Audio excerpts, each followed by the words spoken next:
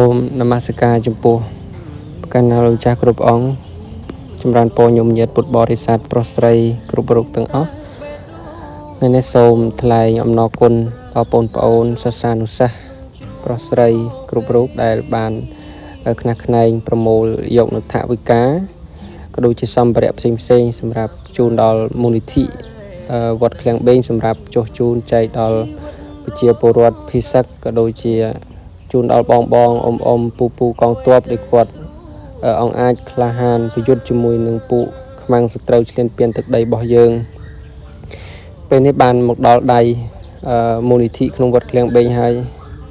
យក្នុងទីនឹងដែរមានសម្ភារៈច្រើនណាស់ដូចញោមបានឃើញនៅក្នុងវីដេអូនឹងអញ្ចឹងគឺថាមានភេសជ្ជៈមាននំនែក